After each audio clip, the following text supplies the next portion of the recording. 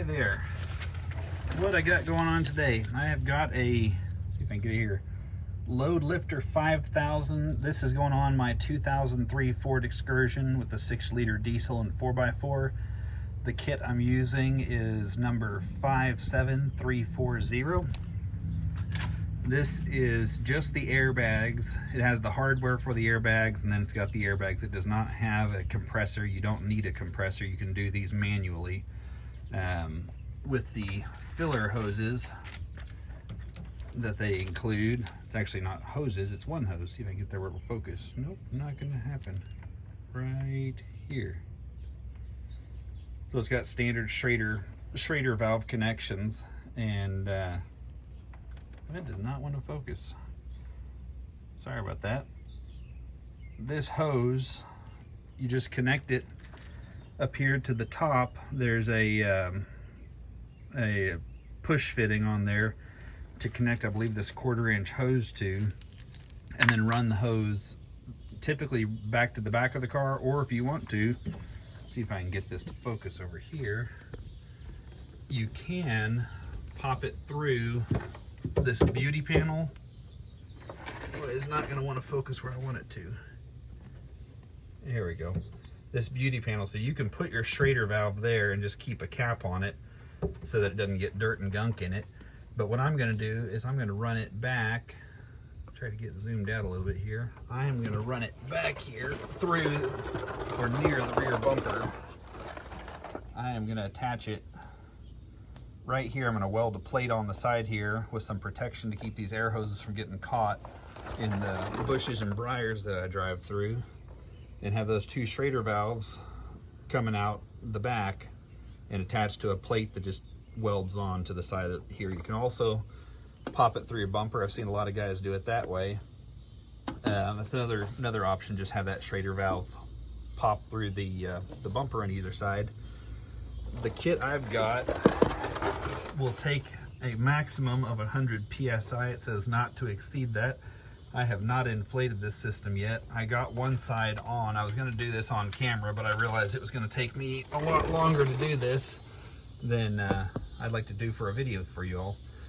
So I can show you kind of what I've done here. You will need to lift the frame of your vehicle, which in my case, I did that with a jack under the trailer hitch and just lifted it. I always, especially on an incline or a slope of any sort, I put a piece of soft wood under the jack and just make sure you've got that wood to where the weight is transferred down to the wood. That'll keep your jack from rolling all over your driveway. The softer the wood, the better, something that'll really grip.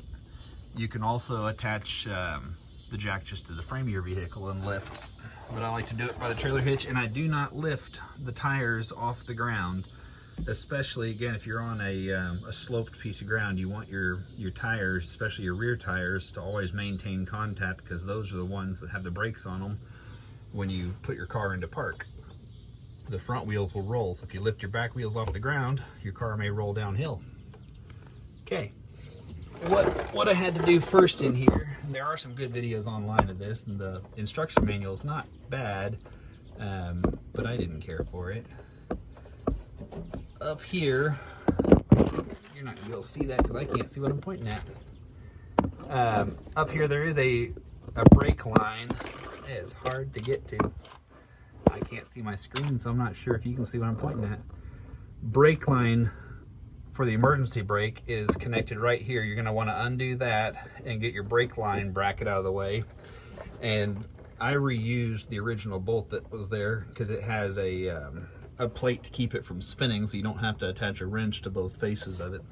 You can probably use the hardware that the company includes, but I preferred to use theirs. You're also gonna have to drill, sorry about that, this hole all the way through to the other side straight, and use this as your template. So set all this in place, use something to clamp this this black bracket in place so that it doesn't slip around on you, because you want that to be perfectly lined up when you drill it. What I did was I drilled starting with I believe it was an 1/8 inch drill bit, center punched it, drilled from this side, went to the other side, drilled from that side so that I knew the holes were centered with the bracket, and then I worked my way up till I got up to 3/8 of an inch, and then I made the hole just a tiny bit bigger because it still didn't line up. In my case, these little ears, there's one on this side, one on the other, those ears were bent much too narrow to lock onto this side. Also, there's a little tab here. I probably won't be able to get you a very good view of that. There we go. Oops. Oh, where's the camera going now? Not a professional, not at anything I do. Here we go.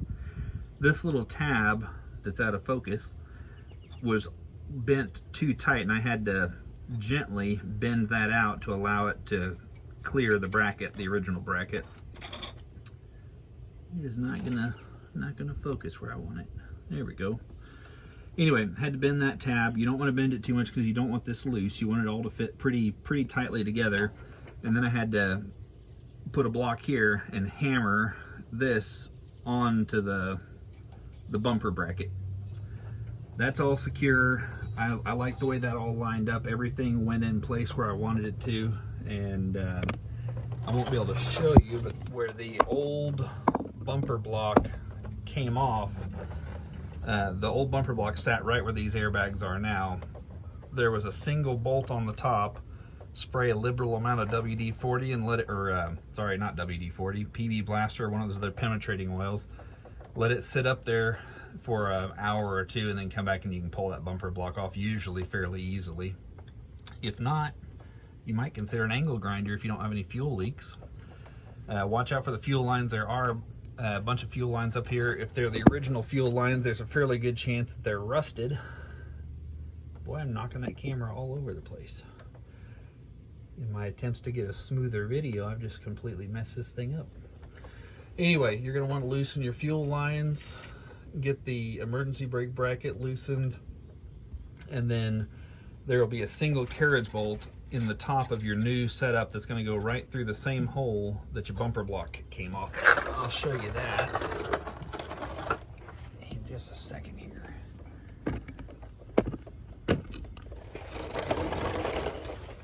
Okay. There is a right and a left side. This is the right side, the passenger side bracket. You can see there's the swivel push fitting for that air line to go into. There's the carriage bolt that's going to go back in the same place that your bumper block came out of. And then on the driver's side, let's see if I can get this to go where I want it to, a little higher. There we go. On the driver's side, this bolt, this is going to go over your emergency brake mounting bolt. So that's what's going to line up with that hole right there. Down here, see if I can find the wrench I used.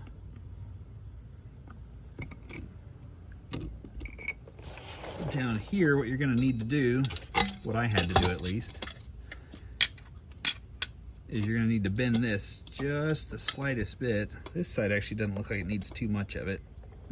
I like to use a wrench to do this. It gives you a little bit more control over what you're doing. That one's not going to work. Well, that's okay. It's probably close enough.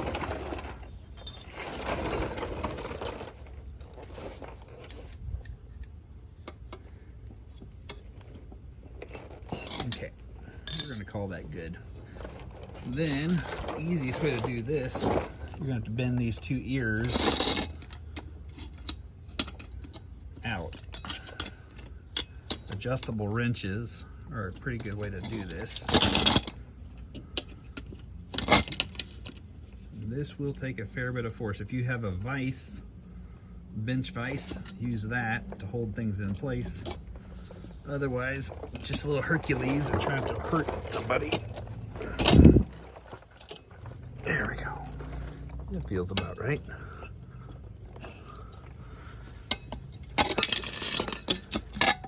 That is about how much I had to bend the first one to get it to fit. I imagine this other side's going to be similar. Hopefully it isn't wasted effort there.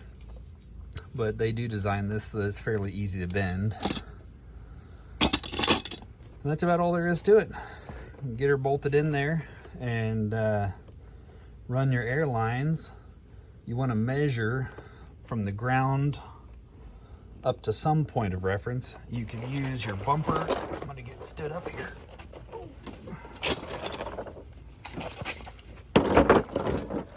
Getting too old for this. What they recommend is measuring to your wheel well from the ground, and make sure that when you put a load on here and you inflate these, that you get that back to the number that you had before. This is not intended to change where your car rides, it's just intended to level things out. So from the ground up to a point on your wheel well, or what I like to do is use your rear bumper so long as it's straight, and it's not too far out of straight, and just measure from the ground up to your bumper. All right, thanks for watching. If you have any comments, please leave them in the comments below. And if there's something else you'd like to see, let us know. Be happy to make a video for you. Thank you.